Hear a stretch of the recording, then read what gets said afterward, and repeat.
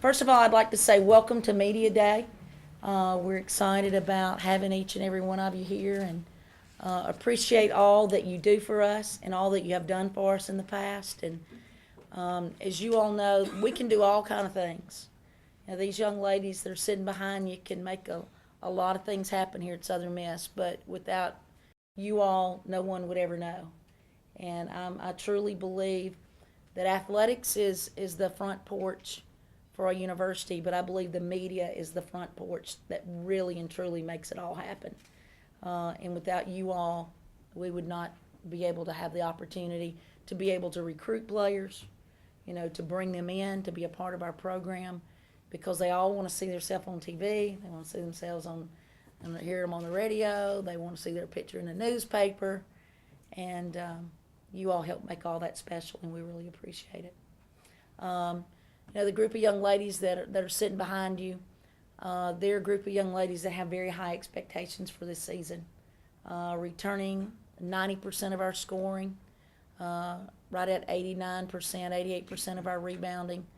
Obviously, the expectations are high around in the community and within our booster club and with people that's a part of our program. But I don't know that they're any higher than what this group of young ladies have set their goals for. And as a coach of having such a great coaching staff, our goals are that high as well. And it's about working hard. It's about making a commitment to excellence. And we took on a motto this year, and it's called Key Check Time. And it talks about the doors of opportunity are only opened with the right key. And the number one key is you got to check yourself out. You got to look yourself in the mirror and make sure you are who you really are. And make sure you're committed to doing what it takes for yourself to be able to be the best that you can be, and in turn will help this team be the best that they can be. We started practice back in August when we were able to do our individual skill development. And then we started mid-October our practices. We've been in practice actually 2 weeks. Well, not even 2 weeks, but it's about a week and a half. And we've made a lot of strides. We return a really solid core group of players with 3 seniors in Andrea Barber, Kendra Reed, and Amber Eugene. And they've really helped, kind of help the younger players come on along. But when we return the number of players that we do, you're able to see a lot of the experience and a lot of things that, the little bitty teaching things that they've already been through the program and understand what we want and know what's expected, and they've helped some of the other players be able to make those adjustments. An example of that is we played West Alabama in a scrimmage on yesterday afternoon, and it was the first play out. I mean, they're running baseline screens and high ball screens, and sure, we worked on it some, but you could see the veterans on this team really step up, give direction, talk on defense, and those are the little bitty things I think that really separate teams, because a lot of teams are good. But you've got to be able to reach a real level of consistency and communication on the floor, and you got to have a tremendous work ethic, and you've got to have an attitude that I want to be able to commit myself to take whatever key it is to open that door of opportunity so that we can meet whatever challenges that we face. Our practices thus far have gone very good. We've been very pleased with them. We've had some injuries, unfortunately, like most teams. Well, Andrea did not play in our scrimmage yesterday with just having some pain in her knee. We've had them all out one time or another for pulled hamstring, pulled quad. Fortunately, nothing major at this point, and I think that's the big plus. But again, I think they have really rallied as troops together.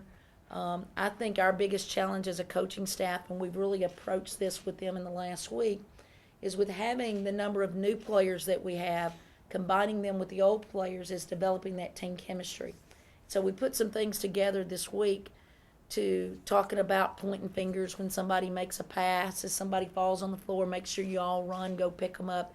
But just little bitty things to really demonstrate what true team's all about. We've talked to them a lot about now that, because we brought in some really, really talented newcomers. And, they're coming from one program, and then we've got the returning players that are back. And, You've got to be able to blend that. All that's got to mesh together. And so we've tried to give them some direction and guidelines and helping each other understand each other, but at the same time really develop that overall team attitude. We've talked to them a lot about there's going to be days everybody has a bad day in practice. I don't know if there's ever been a player that's had every practice a great day. We've talked to them a lot about encouraging each other, and particularly with as many new players as we do have. That's very, very critical, because when we're running our sets and we're running our defensive scheme and those things, and they get lost and get frustrated, you can lose those players. And, we've really encouraged our veterans to really step in and really help them through that. Because I think that if you followed our program, and I know that you have over the last 4 years, every year at Christmas, you see new players really blossom in our program. Amber Eugene was one of those when she was a freshman. She just really, really blossomed and became a different player. Lauren Pittman, as a freshman 2 years ago that set out last year, she was that player that just came out of the starting blocks after Christmas and went from coming off the bench and not getting a lot of minutes to becoming a starter after Christmas. So a lot of these younger players, Tanisha Washington was an example last year, a lot of these younger players just have got to feel comfortable and got to know their returning players really believe in them to help them through those tough times. I personally think that developing chemistry with as many players as we have, as much talent as we have, and helping them understand that, that together everyone achieves more.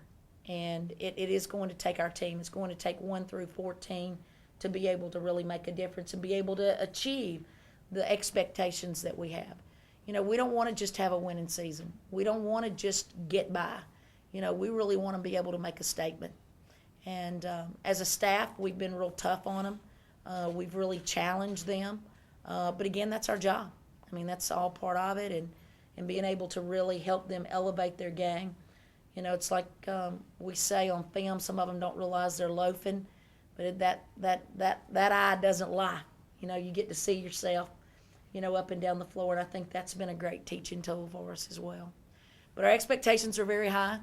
Obviously the league has a lot of respect for us, and we're very humbled by that, and then picking us number 1 with 8 first-place votes. But I can tell you this, that it's wonderful, because 4 years ago, we were picked 13th in the league. And so our program has come a long ways, and that credit goes to a group of young ladies that sit behind you that took a chance on us, particularly Amber Eugene and Kendra Reed and Pauline Love. They were one of those first recruiting classes that came in when we were really bad.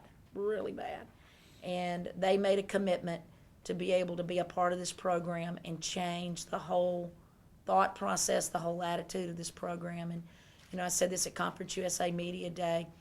P. Love's just a junior now, but with Amber and Kendra, if I could have one wish for them, it would be the best year of their entire career here, as individuals and as this team, because, again, of the time that they've put in to help us be very successful and build this program. And I think that's definitely something that we have to understand, that it's, coaches go out and recruit, and we all know recruiting's the lifeline of any program. It's not what you know as coaches, and it's not what you know as strategy. It's players. They're the ones that make the difference. And this group of young ladies have really made a commitment to Southern Miss and creating some very special memories here.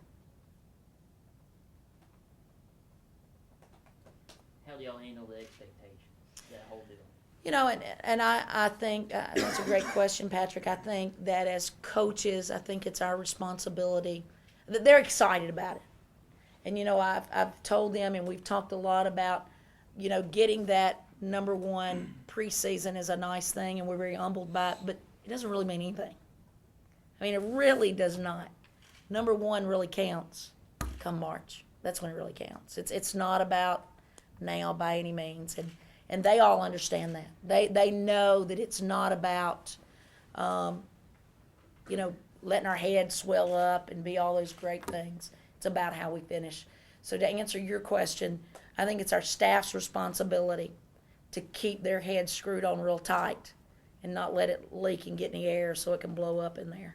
That's our job, to keep them focused and to keep them challenged